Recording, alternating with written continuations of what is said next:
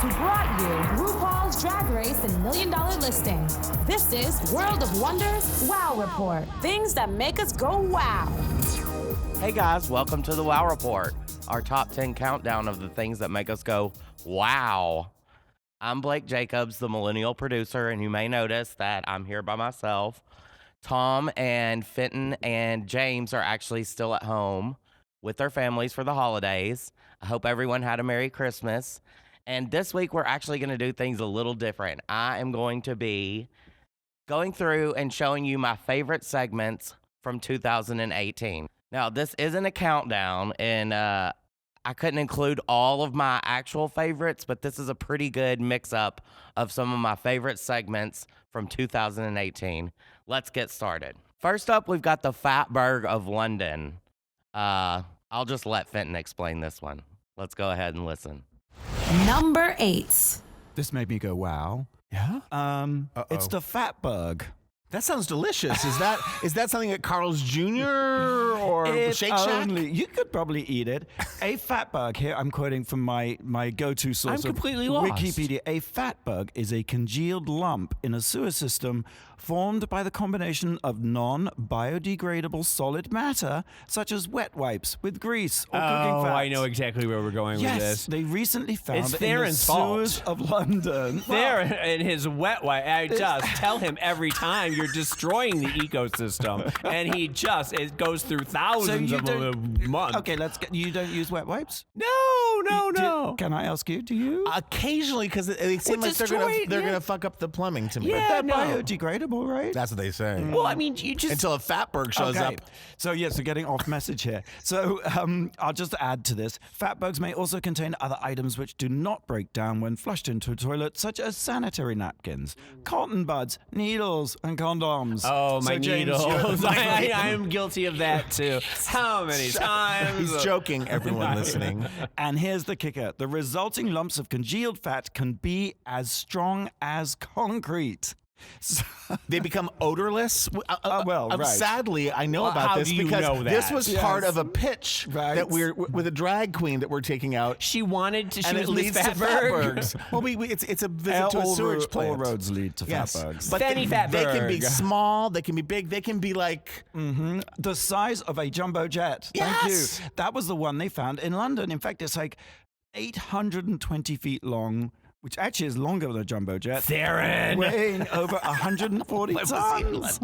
So here's the thing. The reason I'm talking about the Fatberg is because having found it and having an obligation to remove it, and in fact it took 2 months to take it apart so they could remove it, but they saved 2 giant lumps, which they put on exhibition. It's like an artwork. It's like treasures from the wreck of the unbelievable. It's It's like the big Damien- rock at LACMA. Yes, exactly. What is that called, the big rock? No, hopefully not a Fatberg.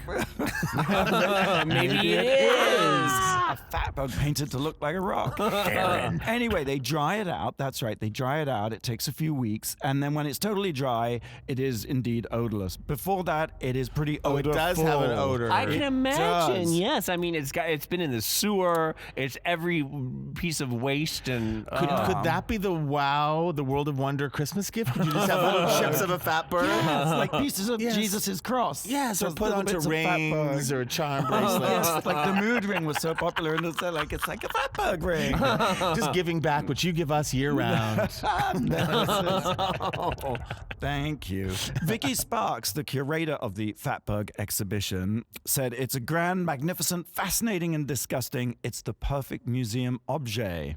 Well, when you think about the floating islands of trash in the middle of the Yes. ocean and Yes. things like that, we really are. We're just destroying everything that we touch. And with Trump, I'm afraid. Yeah, I mean, what are you going to do with that? Packaging. Well, it's the age of plastic, right? Yeah. But here's the thing. She also said that the Fatberg, and this speaks to what you're saying, James, is rather like the portrait of Dorian Gray. So up in the attic, we have this, up in the attic in the story, the beautiful Dorian Gray is looking beautiful, it doesn't Yes. age. But in his attic, there is a portrait of him that is turning into a gnarled monster. I remember. And she's saying that the Fatbergs, these gnarly the lumps in gnarled the monsters. sewers, we are all looking beautiful. We're clean and hygienic with our wet wipes. And in the sewer is the real yes. what we've Monsters lurk. Okay, I vow to stop wiping. But you know what you could get? With anything. Get one of those Asian toilets. With the water. There you go. Yes, See, that's what I'm saying. Yes, you. I mean, there are ways to clean yourself without going With into water. it. Although South Africa is about to go. It's called a shower for crying out loud. Without you water. don't have to. Can it be salt water? Oh, we have a visitor. Someone's knocking on our window of the studio here on Hollywood Boulevard. He wants Fatbergs. Well, you can see the Fatberg free through the end of June at the Museum of London. Is there a website that we can? Is there that we can watch it in real time? I don't know if you can watch it in real time, but there's lots of Fatbergs in image search. And it gets hard. It's like a piece of concrete. It's like a diamond. Yeah, it absolutely does. I mean, it took them 2 months to remove it. People were working 7 days a week. Yeah. Ugh, I hope you weren't eating. Gross. Ugh. Can you imagine? Ugh. Anyway, next up, let's talk about one of the women who I think may have invented the term extra AF, or who the term was invented for. Barbra Streisand cloned her Pooch Samantha into 2 Pooches, Miss Violet and Miss Scarlet. I'll let Tom Campbell explain to you. Number 7. Barbra Streisand. That's it. There we go. Moving on. Wanted to keep things the way they were. Oh, dear. I'm stealing that. Oh, I how many do we have? I stole that. I'm going to let you guys think of puns. But Barbra Streisand, who's back, she's hot. I'm going to see her at Tom, the... enough is enough. At the Paley... Thank you. At the Paley Center. How much I got is- tickets. I'm going to see Barbra Streisand talk about life. She has this huge Variety article about being a woman and this Me Too thing and beating the old boys club. But the only thing that's getting picked up in this article, God bless you, Barbara, because we've heard about the tragedy surrounding Yentl not getting nominated, is the fact that she has cloned her dog that passed away last year, maybe Sadie, I don't know, they all have names like that, to make 2 new dogs. Oh, she got 2 for 1. Yeah, Miss Violet, and Miss Scarlet. Miss Scarlet, yes. And she dresses them in purple and red, right? Yes, and lavender and red to tell them apart. The dogs are created from mouth and stomach cells taken from Samantha before she passed. And boy, oh boy, it costs something like $50,000. I was going to say, how much is that dog in the window? But the thing about a cloned dog is that it looks like the old dog, but it doesn't act like the old dog. Well, it goes back to the age-old questions of nature versus nurture. Is the dog the same? It supposedly will look the same, but its behavior will not. Because she sort of has a quote like, "I hope it has her blue eyes and her serious point of view." She's such a good Barbara. It's just any excuse to talk about her.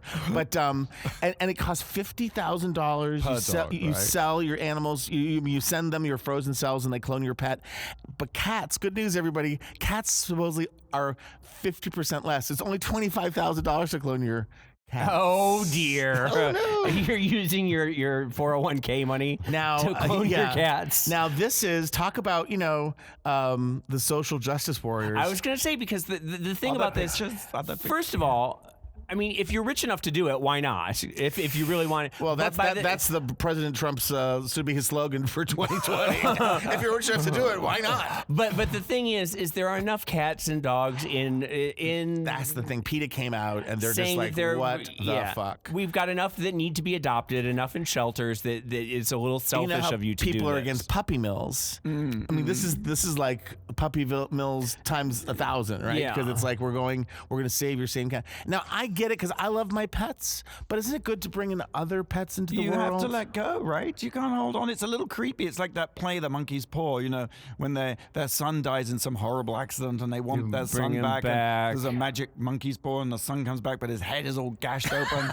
Isn't it like that? Like, it's like you can't Pet Cemetery. Yeah, exactly. And that's the reason why you shouldn't be doing it. Shame on you, Barbara. Yeah. So, but she could be pushing frontiers of science forward, right? Someone's got to do it. And she said, I mean, it is legal. She's not breaking the law. And she has the money to experiment. And she, supposedly, according to the Variety article, she suggested that the picture that she has of her, a perfect picture of her with the 2 dogs, she suggested the caption, "Send in the clones." Yes. So she has a sense of humor about it. But it's kind of shocking. And it would be fine if she did it, but for everyone that she did, she rescued 2 other dogs. You know, like she has the money to have like 20 dogs, so she can do 2 clones and then 10 rescue dogs. That's how you do it. I'm sure, Barbara, if you were listening, you still are. She's like, I love to hear people talk about me and how bad I am. But the article was written by our friend Seth Abramovich, wasn't it? Oh, was it? For the variety? Mm-hmm. But and she was very upset because apparently he said that she didn't want, that she was unhappy, or she was miscast in Hello Dolly, or she said the article said he was miscast. I can do it. Okay. In the printed version, he misunderstood her, and it comes off that she felt she was miscast for Funny Girl, that she was too old and she regretted it. But in fact, she was miscast, she thought, in Hello Dolly. Which is, we have to be super gay to know the difference here. So the printed version is wrong. It's been fixed online, and Miss Streisand on her Instagram and her Twitter, she put out the correction. And Seth responded saying, "If I believed it was my fault, I will throw myself off a cliff." And for you, Barbara, and I apologize. She has a cliff at her Malibu home. and he's driving there right now. She has 2 clone dogs, a cliff, and anyway. Well, you can read more about War of the Clones on the Wow Report. People, when it comes to pets, please adopt and don't shop. Now, I love James's wacky stories, and he had a pretty wacky one back in March. It was about a boy who lays eggs. Let's listen. Number 3. I'm sure you've all been just like obsessed with this story. It's all anyone is talking about. It is trending worldwide. It's just the biggest thing that's ever happened. There's a boy in Indonesia. His name is Akmal. Oh, no. He's from Gawa, Indonesia, and he's been laying eggs. And scientists don't know what to make of this. It's because Easter's coming. Well, that possibly is it. He's laid over 20 eggs in the past 2 years, pooping them out in front of doctors in the hospital. Akmal's been hospitalized several times for his bizarre condition over the last couple of years. During the last trip to the hospital, the boy allegedly... What are you doing? We want to make sure we can hear you. You can hear me. He laid 2 eggs in front of the baffled medical personnel who were there. An X-ray revealed that the egg is, in fact, inside him, up deep in his rectum. And there's a YouTube video. I don't know how it's on YouTube. It is absolutely We must post it on the Wow Report. It's one of the most graphic things you've ever seen. Of laying the egg? Yeah, you actually see his anus contract, and you see the egg coming out. It's absolutely... Do you want to see it? Are you going to find it right now? I am. You keep Go to talking. Oddity Central. Existential dread. Oh, excellent point. If you go to... I found it. You did. Indonesian boy claims to have laid 20 eggs. It's a Daily Mail. Come on. No, it isn't. It's not. That's okay. Okay. Keep talking. We'll listen. And what do they do with the eggs once they're laid? Well, that's just it, because they've X-rayed the eggs, they've broken the eggs open, and some of the eggs have yolks. Some of them are just pure white with the yolks on you. Go ahead with your. What are you doing? Where are you going with this? And so I feel I'm walking on eggshells with you today. it's I think you cracked him. But I think we do believe that they're chicken eggs, and we do think he either swallows them or he shoves them up his butt. We don't. That's the part that seems to be the you truth. get- I couldn't. Unless he has a chicken inside him that's laying the eggs. That's Well, I possible. thought maybe like a he sort was- of turducken sort of situation. Maybe he's fucking the chicken. Maybe he's fucking a rooster. I don't know what the story is. Okay. They say that it's impossible, and yet the impossible things are happening all the time. Thank you, James. And James, you heard it here first, folks. You can read more about the phenomenal egg-laying boy on that incredible bastion of journalism, the Wow Report. So that's a boy who lays eggs. Okay. Set your DVRs, because next Thursday, $1 Million Listing Los Angeles returns. There's tons of celebrity appearances this year. Mark Wahlberg, Kelly Rowland from Destiny's Child, Dorit and PK from The Real Housewives of Beverly Hills. Check it out. And don't go away. We'll be back with more of Blake's favorites from the Wow Report when we come back. You're listening to World of Wonders Wow Report. Hey guys, welcome back to the Wow Report on Radio Andy. I'm Blake Jacobs, the millennial producer. As you've probably noticed, no one here is with me in the studio. Everyone is still out enjoying the holiday, but I'm here. I snuck into the studio just so you guys could have a brand new episode. And I'm listing my favorite segments from 2018. Next up, We're going to talk about another story that our friend Seth Abramovich wrote. He also wrote the story about Babs cloning her Pooches. We're talking about a Hollywood exec who accidentally killed his partner during a mummification ritual. It was some sort of BDSM thing. It was a pretty wacky story. Check it out. Number 7. I read this article in the Hollywood Reporter by reporter Seth Abramovich. Who's one of our good friends here at WOW. We love him. The story is about someone who happens to work at William Morris, who's like in finance or something. And here's his picture. And he's also, quote unquote, lives a double life of a leather master. Nothing wrong with that. We ain't gonna kink shame anyone. And we will if they are homosexual. And exactly. And, you know, and he was doing a mummification ritual with a man. Oh, things can go very wrong And here. the guy died. Well, because how do you kill someone during? I mean, you're just wrapping someone up. I mean, I've been wrapped up a few times. Like a mummy? I had a cute little outfit. There was sort of a mermaid, like a leather mermaid thing. You like wrap me up like a mummy, daddy. No, but I had to be carried around it through the clubs, and it does get very hard. If you can't move, it's very uncomfortable. I but really again, don't think there's much that we could talk about that you haven't done. I don't like being bound. No, I don't even like flying coach. But the thank you. The article struck me, and it's a little more balanced than I thought. But it basically, what happened? What was there's this whole, everyone's into crime now, right? They love podcasts about crime. True crime. I don't that much. I've watched some of them, and I try to get on board. I can't do it. My mom's all about the ID channel. She's like, murder, murder, kill, kill, murder, murder, kill, What is kill. that, I Sometimes wonder? rape, murder, murder, kill. I'm like, what's going on? Like, I don't. It gives me the creeps because that's like real horror. I don't want to. And this story feels like a horrible tragedy. It went I don't wrong. understand what physically went wrong with the mummification process. Well, he stopped breathing. He realized, they have it like he was bound too tightly. They don't know exactly. There was some GHB found in his bloodstream. There you go.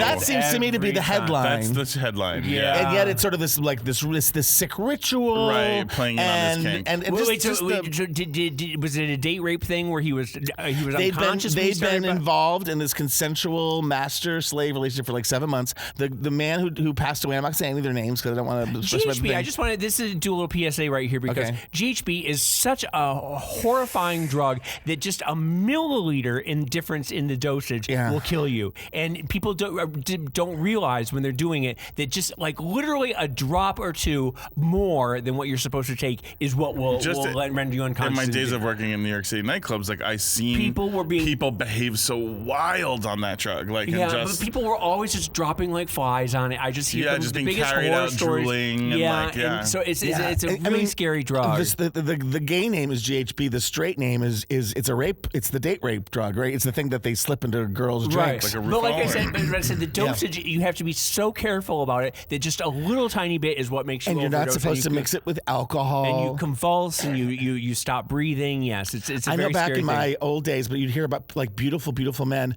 who like someone went to the bathroom, they came back, and the guy was like died in a hot tub. He would just fall asleep. Yeah. So don't do it. And also with these mummifications, there's a lot of that asphyxiation stuff where you're limiting your breathing. Yeah, I'm going to say like if you're binding your corset in your stomach and everything like that, it's very easy to When I spit on your grave, I had to have my hands tied around a tree. Yeah. And my arm fell asleep for 4 days. And I went to the hospital. I was like, is my arm going to have to get amputated? Like, I was terrified. Yeah. And they told me you have what is called drunk man's palsy. Like a lot of drunk people, when they fall asleep, they like land on their arm or something, and their arm will fall asleep for days. And I still feel like my arm falls asleep faster than it should. Oh, wow. Wake up. So anyway, the master, as soon as he realized it wasn't going well, according to the article, called the police.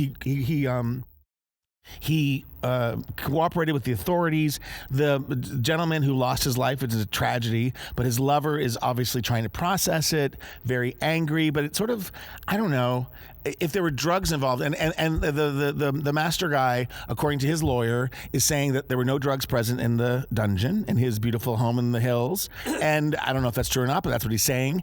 And it is a consensual relationship. It doesn't sound like anyone Well, did any. we talked about the just recently the cannibal in Germany who the guy said that he wanted to eat the other guy. He wanted to eat someone, and a guy volunteered. And is that legal? Right. Yeah. Is it legal for someone to say, "Go ahead and eat me, kill me, and eat me"? I mean, like, where do the laws of where does consent lead into a law violation? This isn't quite cannibalism. No, but those of you playing the cannibalism drinking game here at the Wow Report, have a sip. Because James has mentioned 3 episodes cannibalism. in a row we've done this. They have to search in on that investigation to make sure there was probable cause. Sorry.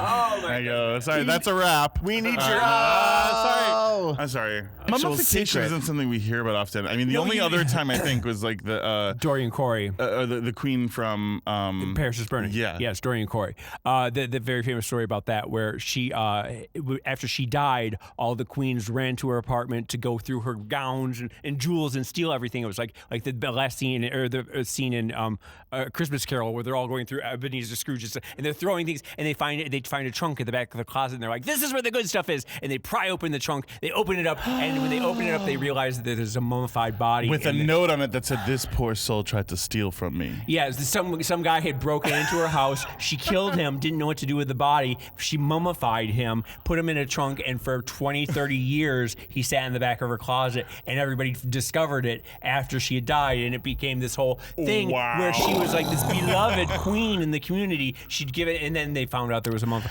But anytime... But that this poor soul tried to steal from me, I mean... But we don't know if that's true. It might have been a trick that had gone wrong. We don't know the whole story. There was a play about it just recently. I was going to say, on the next episode of Pose. Yeah, no, but anytime you I'm waiting for it. Because there was a very famous headline that was the drag queen and the mummy that was New York Post or something. Anytime you have the word mummification or mummy in a title, it's gold law. You got to put on the monocle and be like, what's going on? It's a tragedy. I feel terrible for the guy who passed away. I feel terrible for his lover. I also feel bad for. But it's a hell of a story, and someone needs to jump on this. Hollywood, are you watching? And bottom line, don't do it, GHB kids. Don't do it. Or don't mummify yourself during sex. Yes, and let's never talk about drugs. Cannibalism again. That was Wow Celebrity Daniel Francese filling in for Fenton.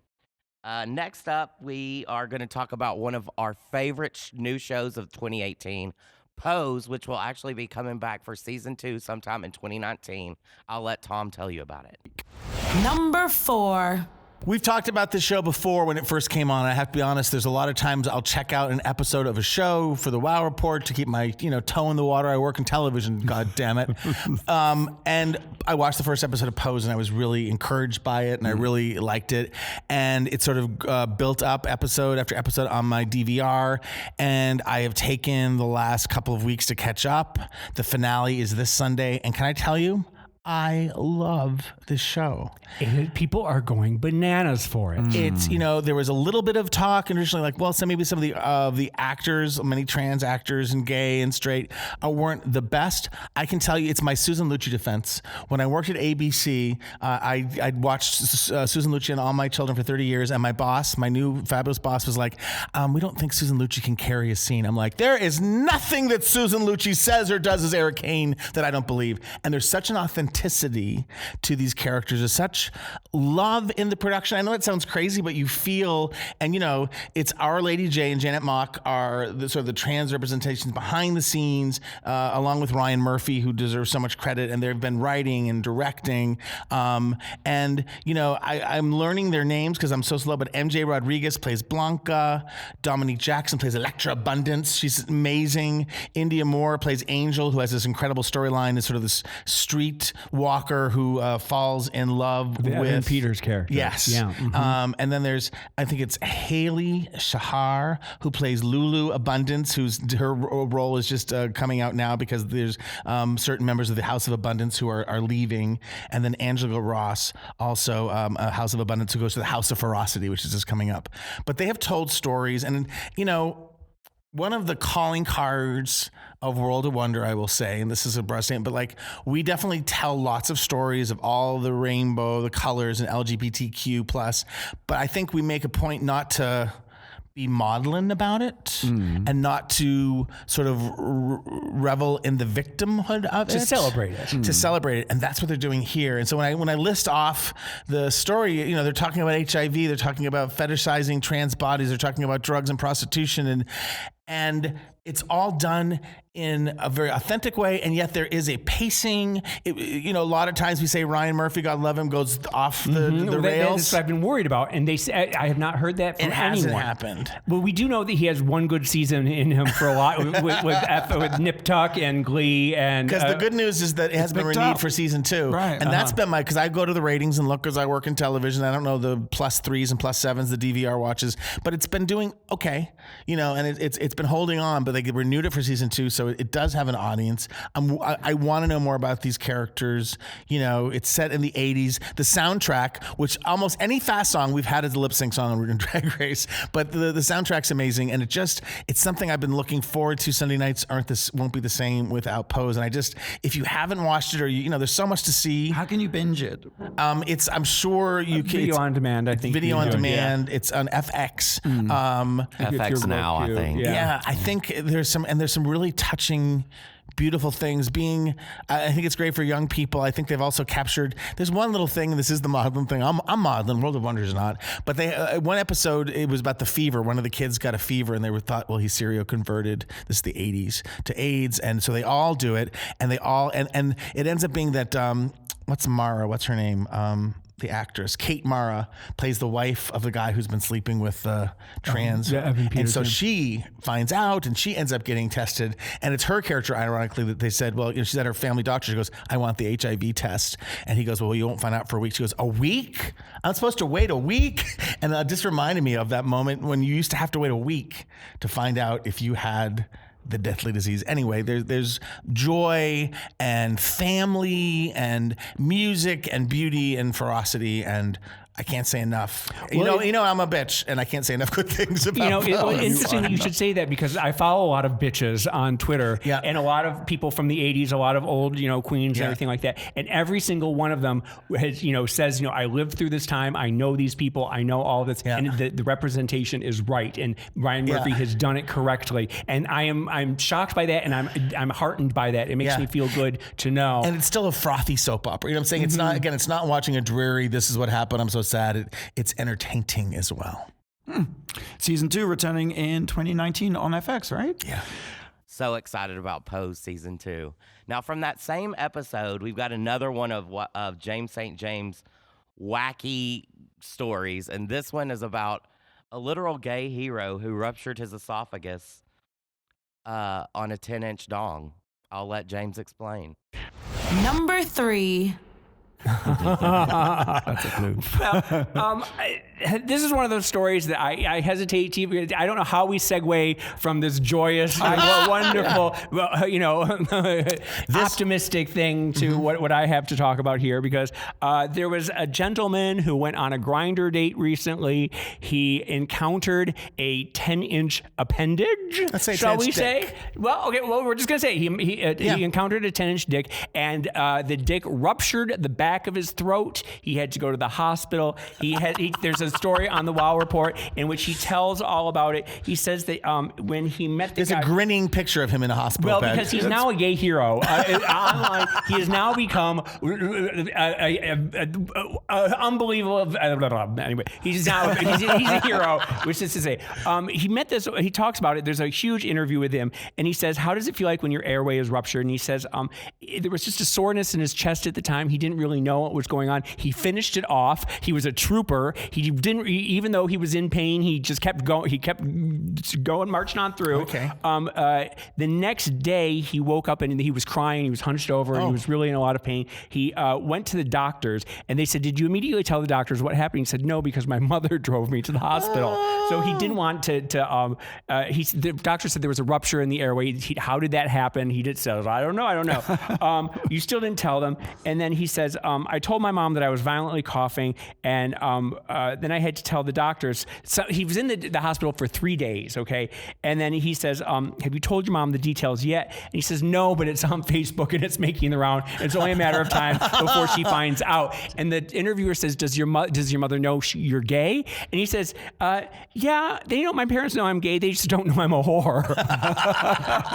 True words have never been said. So he's just talking about like what the feedback has been, and he says that a lot of people a lot of homophobic douchebags are saying you should die in fire. But then he says, besides that, I feel like everyone on Twitter thinks it's funny, and they say I'm iconic and a legend.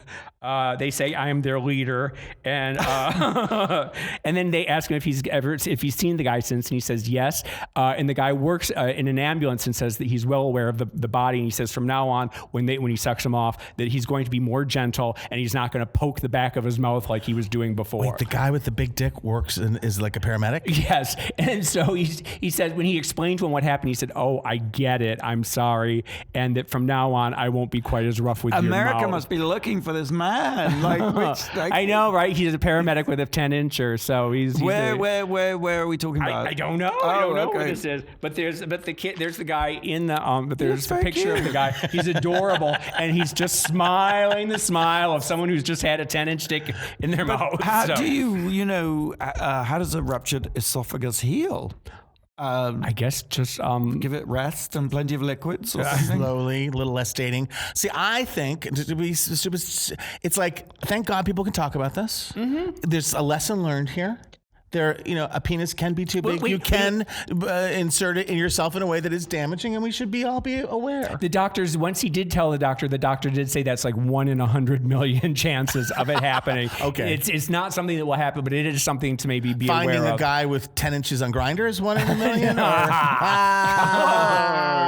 Thank you. You can read more about this story on the Wow Report. All right, guys, we'll be right back after this break. But I also wanted to remind you that RuPaul's DragCon LA tickets are now available. It will be on May 24th, 25th, and 26th at the Los Angeles Convention Center.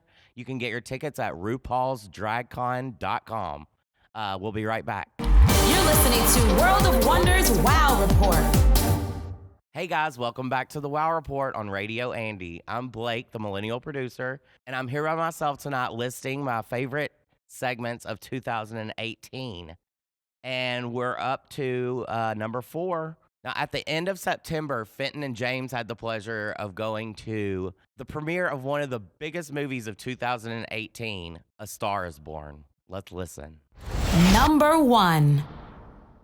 Big surprise. Number one thing that made us go, wow, this week, Star is Born. All right, I'm leaving. Tell me all about it. Well, what's interesting, you see, this is the Elvis would have been so good in the 76 version, along with Barbra Streisand, because you have 2 stars, one on the way down, one on the way up. That's and he the was story. definitely on his way down at that Right. point. Oh, he was just a bloated old... Lady Gaga is amazing as the ingenue, the star on the way up. I mean, it's odd because she's not really a star on the way up in the sense that she's an established star, but I feel she is not, she's broken through that pop star ceiling and is going on to new heights of stardom. Megastar. There's no question. After this film, she nails the part. It's her movie. She completely steals it. Now, I think this is from where I Bradley disagree. Cooper. And I'll just disagree. button my thought, which is simply that Bradley Cooper, brilliant actor though he is playing a rock and roll star, and he just isn't. He just isn't. He just couldn't. I know thought we he had wrote agreed that one of the songs. this is not what we talked about at all. You're going completely off script. You're going completely rogue here. And I just want to say, point counterpoint, goddammit. Bradley Cooper steals the movie out right from Lady Gaga. No. He is absolutely sexy as fuck. You have never seen, even at his lowest point, at his greasiest point, with the hair on his face, he is just, when he touches her nose, when he touches her eyebrow, every woman in the audience was making panty pudding. It was just, everyone squealed. It was ting, ting, ting. Like, panty pudding. The word of the day, James, you won. Our basements were flooded. It was absolutely. I mean, he is just, and he growls in the way he sings. Let's just remember, he is the director, so no one stole anything from him. He gave it away. He wrote, to Lady Gaga. he directed, he produced, and he starred in the movie, so you got to give him that. And she doesn't carry it. No, Lady Gaga. It's Lady Gaga. To this, I But disagree. it's always the star is always the woman in this movie. No, right? no, Judy Garland or James Mason. Yeah, no, Barbra Streisand or Chris Christopherson. I get it. Let me just say this. Okay. There are a few moments where you feel like the movie is being improvised and they just let the camera go on them and they just sort of, there is a little mumblecore thing happening. A little. Where You said you couldn't understand a word Sam Elliott said the entire movie. Sam Elliott, God bless him, he plays the brother, the stepbrother, Yes. and he growls, and the two of them, when they're together, they growl. You cannot understand a word. But I will say that there's the opening, the scene when they drag Lady Gaga on stage. In a gay bar. No. This is the first time he drags her on stage at the auditorium, and she's like, no, I can't do it. And then she starts belting out in that perfect Lady Gaga register of hers, and the song is In the Shallows or something. That's what I hear. That like just sets you off. Literally, it is as good as anything you will find on. That was the interesting thing, was that the audience was applauding like the audience in the movie. Yes. It was like you couldn't really That's amazing. You couldn't. It's really like Versailles Hall of Mirrors in the courtiers of old. This sort of ritual of we're going to make a Star is Born. It's the ultimate sort of you're really a star if you're in a remake of The Star is Born. Because rest assured, there'll be more remakes of A Star is Born. And I actually have to think the Star is Born story is kind of like... Well, it's a little hoary. It's a little. is. It's a little creaky. We've gone through this before. But the interesting thing about Lady Gaga to me is that she does this rock star thing. She's doing a pop star. He's a country star. She goes pop. But she doesn't go Lady Gaga. No. She's doing like a different kind of pop star. And it's interesting to see what another parallel universe Lady Gaga I like is. that, yeah. It's really good. There's a scene, though, where he takes her, he's at the Chateau Marmont, and he says, you've got to be true to yourself. Dig you deep. dig deep and everything. And then you see her, and she's being all poppy, and she's not digging deep. She doesn't and I dig think deep. it was a missed opportunity that they didn't go and explore that a little further. I thought they were going to, it was Saturday Night Live. She's played the first number, and she's doing like a little pop thing. And I would have thought that she would have done a second. And I'm surprised with Bradley Cooper, who's fundamentally so intense. Yeah. He kind of didn't go there, and it sort of. And there's a few little writing problems. They're a little screenwriting 101 where at the very end he echoes. James is the Joe Esterhaus. How dare you? How dare you? I'm just trying to add a little intellectualism to this conversation. But no, at the very end, they echo the conversation they had, the first conversation they had, and you know when that's bookending from the first to the end, you know he's about to die. You know that's just where. Spoiler alert. Spoiler alert. Well, no, I mean, there's no great surprise. no, The male star who's on the way down always dies. It's just, how's he going to die? Because in the other ones, if He you got walks a into car the crash, he ocean, walks into he's the a car ocean. crash. And I'll tell you this, it's different in this one. Oh, good. I hear, you tell me, Shangela, Willem, both in the movie RuPaul's Drag Race Queens. I hear they kind of steal the show. They do. Yeah. The movie begins with a bang, and in a way, it sort of slides because it becomes intense and earnest. It begins with a bang that really carries you through the And first what role they hour. play? Drag queens that are drag sort of queens in a bar, mentors drag to- queens in a bar, and I have to say, Willem is really.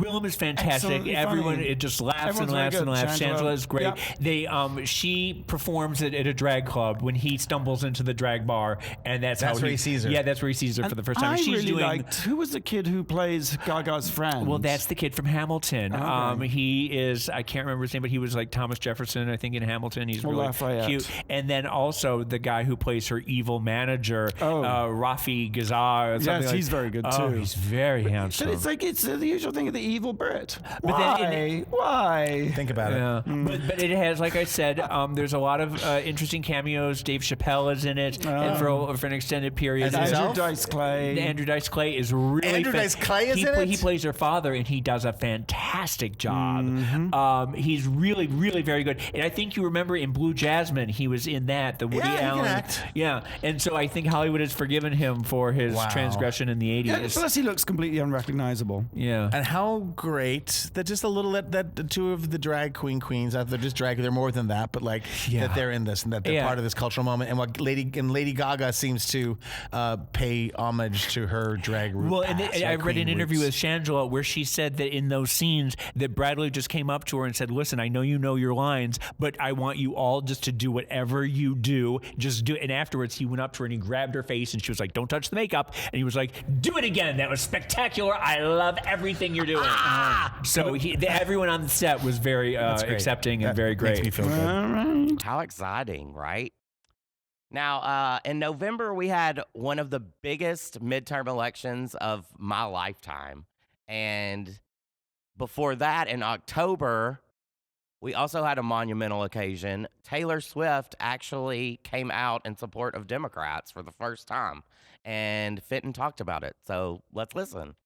Number 8. Taylor Swift recently just...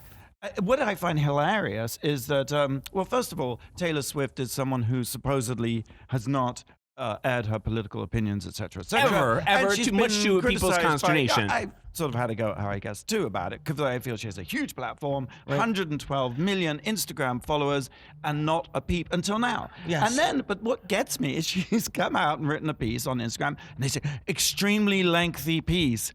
It's only 400 words. Since when is 400 words extreme length? Welcome to 2018. Yeah, We spell work with a Q now, okay? Right. But you know, because of the fact that she has never come out as politics, she's sort of a cipher. She's a bit of a sphinx, and people are able to put onto her whatever political beliefs they have. Right. So the alt-right and the white supremacists have adopted her as their poster child, saying that because she doesn't come out against Republicans, that means she must be for Republicans. It's that sort of specious well, it's fair reasoning. enough. I mean, she's also a sort of a white mannequin, if she's you an will. Aryan, and exactly. In her defense, celebrities of a certain level traditionally, I know it's different now, but traditionally would stay neutral. They want to have everybody come to their show. But the problem with that is that she knows that her fans are probably all maggots, MAGA, MAGA. Oh, maggots. Oh, I see. Yes, yes. That she's from, she has a huge red state following, and that she knows that she needs to sort of straddle that without, causing any controversy, as Fenton says. Well, that would be a challenge if you were Taylor Swift. Exactly. There seems to have been some pushback, in fact. People are reporting that the reaction was fairly divided. I mean, on the one hand, James, you know the figure. How many people registered to vote? There was a surge. Like 62,000 in the next 24 hours, which is like 3 times what it was in the last 3 months. Because of Taylor's post. Because of Taylor's That's post. what they're going to Do we think that's a blue wave, a blue surge? Well, unfortunately, now they're saying there is no blue wave. They're saying that it's... I'm not giving up yet. Okay. And I give it up to Taylor Swift. I think it's amazing. I think it's hard to make those choices. I think it's hard to say, maybe I'm going to alienate half of my audience or more in order to do the right thing. I don't know. I think you have a responsibility in 2018. And she has stepped up. It's 2018 and she stepped up. She should have stepped up in 2016. I'm not going to punish people. Because we have Trump because Taylor Swift didn't say anything. Oh, God, Jason, what are you on today? When you put it that way. But listen, I'm just going to let Taylor say something here. Tay-Tay, I love the fact she says in her thing, due to several events in my life and the world in the past 2 years. So my immediate default is like, oh, she's talking about Trump. But she could also be talking about Kanye West, right? Because Kanye West has been very MAGA at the moment, and I believe he's going to the White House, and I think she's finally entering the fray. I hear he's going to be UN general. Do you also remember when she sued the guy because he grabbed her ass during a photo shoot? So I'm thinking it might also be sexual harassment. Yes, it might be a Me Too reference as well. Absolutely. But then, people... And that might also have been the awakening, I'm thinking, the impetus, the catalyst. What else you got, Faye? What? You said there was so I could join in.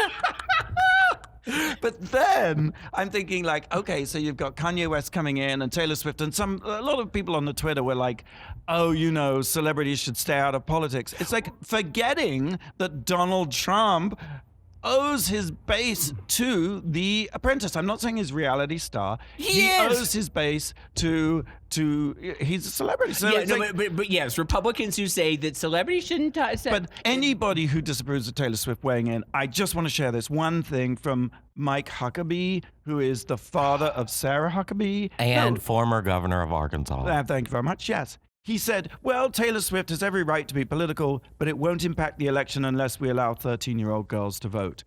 the out-of-touchness of that remark. Clearly, he recognizes they have no future in about 5 years and counting.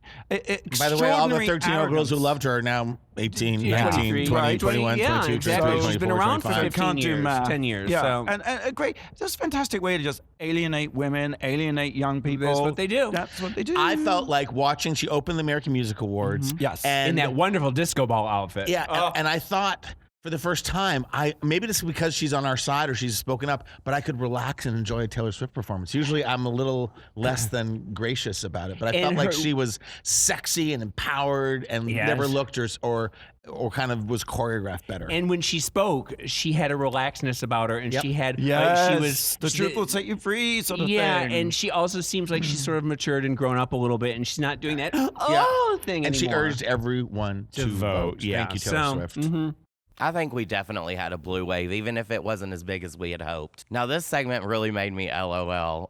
It's from pretty recently, and there's a favorite movie of many critics this award season, and it's called The Favorite, starring Emma Stone, Rachel Weisz, Olivia Colman, and Nicholas Hoult. And the fact that it's called The Favorite really confused Tom and Fenton. Let's listen. Number 9. You guys, the Oscar race is off and running with a crackling start.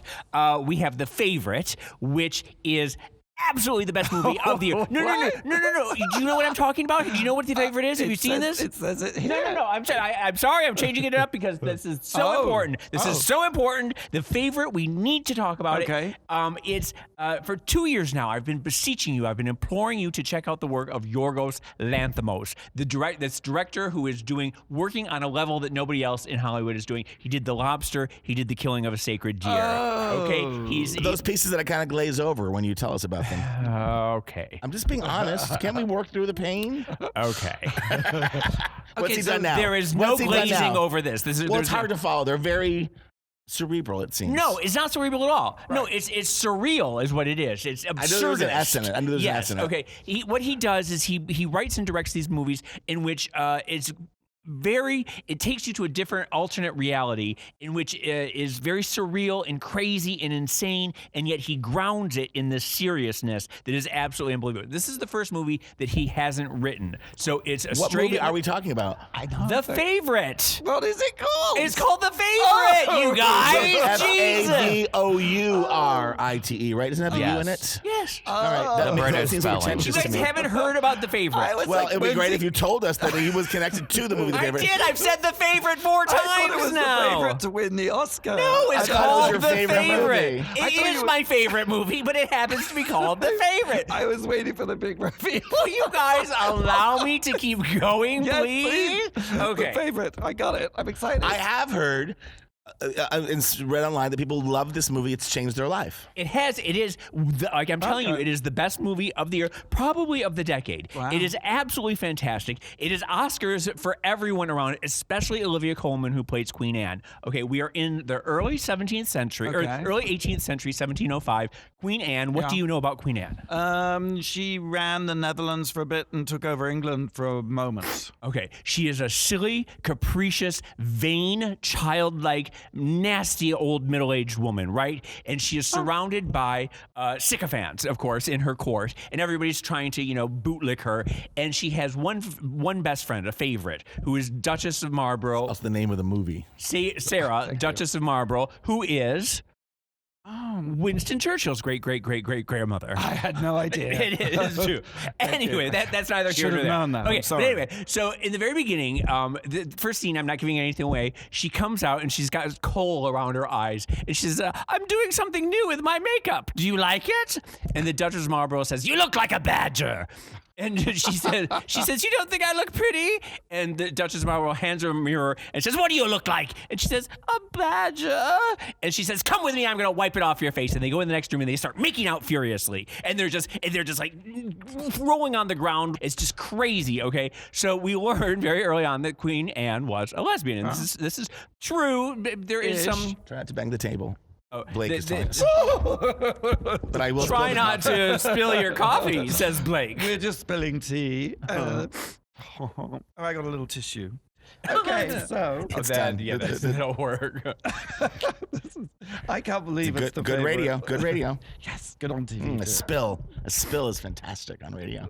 Continue. Okay, Yes, so please. anyway, the Duchess of Marlborough has a niece or a cousin who was a lady and fell upon hard times, and she comes to the castle and she implores her for a job. She says, "Will you please give?" And she becomes a scullery maid, and then she sort of like works her way up through the palace and ends up becoming a lady of the bedchamber and sort of flatters Queen Anne, and before you know it, they're having an affair. And then the Duchess of I don't Marlborough. have to warn you about spoiler alert, do I? No, You're in control. No, okay. All right. That's as far as Good. this is the first 10 minutes of the movie. All right. I'm not giving All right. anything away. I'm just double checking. So, but Wow. anyway, Quite hot. Steamy. so the Duchess of Marlborough is sort of losing power. Abigail is gaining power, and it becomes sort of this psychosexual mind games, behind the scene palace intrigue. It is absolutely Olivia Colman, who plays the Queen, is going to win the Oscar, hands down. There's no argument what here. elevates What happened to this? Lady Like, Gaga? what takes us out of the realm of steamy Because Tudors this is Dangerous Liaisons history on steroids. It is, the writing is On so estrogen. It is so crisp. It is so crazy, and these absurdist touches that Yorgos Lanthimos lends to it are absolutely brilliant. The favorite, and Rachel Weisz. The performances, like I said, Olivia Colman hands down will win the Oscar. Rachel Weisz. Glenn Close will not. Ladies and win. gentlemen, we're being Melissa invaded. McCarthy, No, Glenn Melissa Close. McCarthy, Lady Gaga, No. and Glenn Close are going to No, be nominated. Melissa Olivia Mc- Colman is going to win. Okay, the Melissa McCarthy movie is like This is Randy Barbado, it's co-founder like of Hollywood NYU graduate film school movie. And The wife although really Jane is- Curtin. Oh. Jane Curtin will be nominated, should Best be nominated for supporting actress. For what? For If I Ever Knew, I'm Sorry. What's the name of it? The Melissa McCarthy, where she plays the author who's What is the stealing name all of the- What is the name of that movie? I don't know, it's There, something- there are these movies that are out. That one and the one. What's the name of the Joaquin Phoenix movie? It's like You Will Never Remember. Was I Ever Here? Will I Ever Be Sorry? There's a whole bunch of movies like that. You have your screeners clearly. You have your I Oscar have my screeners. screeners. It sounds and- like a strong year for Oscars. Although, James, I thought you were going to talk about Suspiria. Well, I will talk about Suspiria. You just have that's next. Oh, The okay. first one, I really Randy, need to talk about the favorite. 'cause Thanks for dropping by. It was really nice seeing you guys. I like the backdrop, a little soft focus now. It's yeah, good, it's nice, right? it's You guys nice. all look good. Thank you. Thank you. Thank you. It also stars Nicholas Hoult, who is this generation's Keanu Reeves. Every time you see him in a period piece, you're like, "What are you doing here? You should be in Skins." So the favorite's out right now. yeah. Also, but I do want to say that Joe Alwyn is also in it. And do you know who Joe Alwyn is?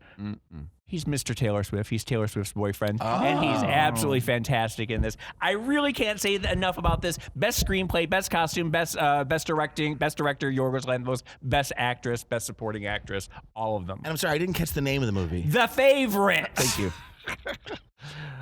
And there was a special appearance by co-founder of World of Wonder, Randy Barbado, in that last segment. I hope you guys are watching All Stars every Friday at 8 p.m. on VH1, RuPaul's Drag Race. It's one of the best seasons ever. Tune in. We'll be right back after these messages. You're listening to World of Wonders Wow Report. Things that make us go wow. Hey guys, welcome back to the Wow Report. It's Blake Jacobs, the millennial producer. I'm here by myself listing my favorite segments from 2018. And we're already down to the number one segment. I'm going to leave you with a segment from our anniversary show from when the one and only Andy Cohen was in town, and we listed the top 10 shows that made us gay. But for the number one, each Tom, Fenton, and James had to list or name a nomination for the number one gayest TV show, and then Andy picked the number one. So let's listen. Number one. Okay, good. Well, I already have my choice, but go ahead. Oh, I'm going to start. I'm going to throw out the match game and I'm going to put it together with Hollywood Squares Well, because that's too. there was You're that time, but it was Well, the it's the after same genre. and it was after school, and it was like cool cocktails hour for me, having a Pop-Tart, maybe a pizza And from they the have oven. they always had a major Charles queen. Nelson Riley, Paul Lynde. Well, Brett Summers was Brett Summers was a great campus fag queen. hag. Yeah. And I felt like a lot of my sense of humor comes from how sassy they were. Rosemary, who was not gay, but was like the single sad lady Well, they were about always Paul wasted, Lynde. weren't they? Fanny Flagg. Fanny Flagg, big old lesbian. And so I just felt Was like that. Fanny Flagg a lesbian? I think so. Really? I feel like, so those people were like I didn't know it at the time. They but were your kind of babysitters. my babysitters and my gay aunts and uncles who made me as hilarious as I am today. Okay, that's my presentation. Okay, good. Okay, I'm gonna go. Well, you go. You Okay, go. well, I'm saying that it's the cartoons. It's Johnny Quest. Do you remember Johnny Quest? Of course I do. He had the gay dads. He had Race Bannon. He had a bear dad Oh, and a that's silver so daddy funny. dad. And then he had his best friend Haji, who was a little Indian boy that they adopted. And Haji was in his little great Nehru suit, Tunic? with Yeah. and the Turban. the turban with the jewel in it, the pink jewel. Yep. And he Yes. was it was as gay as can be. Also Speed Racer and also Astro Boy, where they were those were my boyfriends.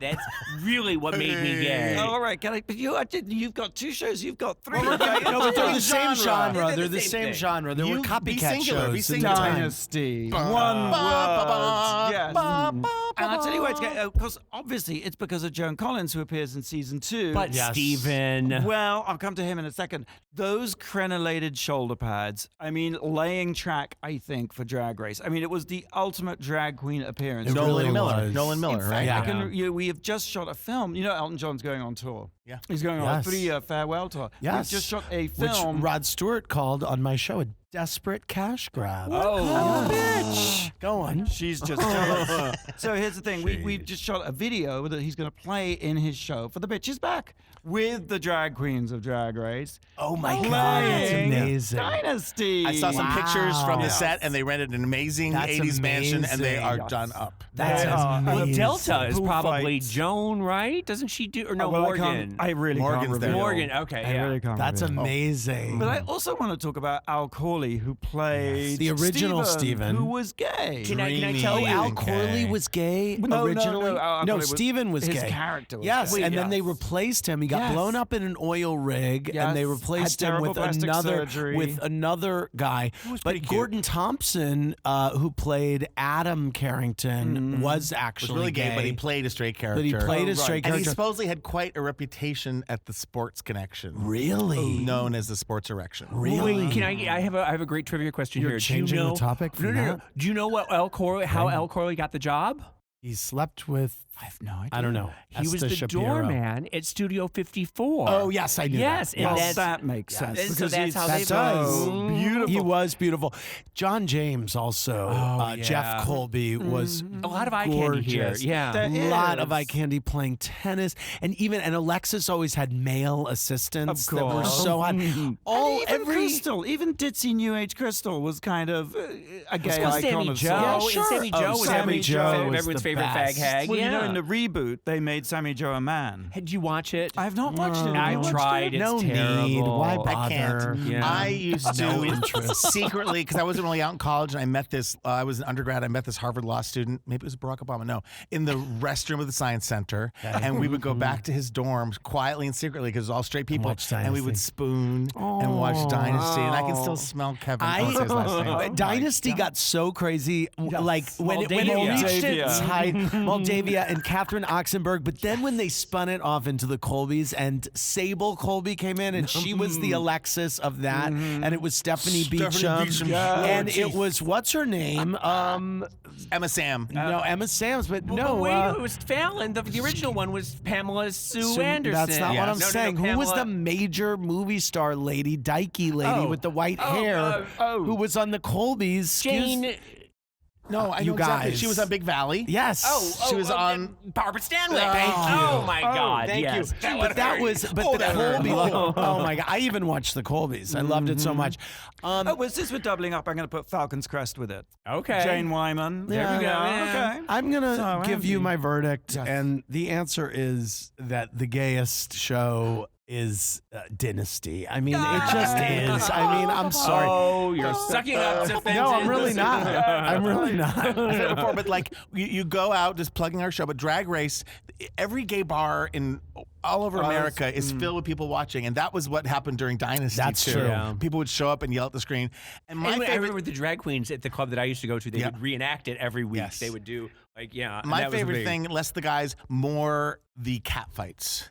And looking forward to the Alexis Jones and how Ben would be in wigs. Speaking of drag, and Drag Race, we slap people every season. All and the people, time. But that's all the fake slap because it's the best. It's the thing best. ever. Dominique Devereaux. Yes, and Rue's it does a great. He teaches it because it's all about the reactions because it's all like whack, and then it's like, it's all about their coming back. The Sammy Joe, what the? There's a great YouTube montage, right? Of Yes. all the cat fights and the Yes. slapping. Yes. It's really which is good. really Yeah. filled about 50 hours of Drag Race the past 10 years.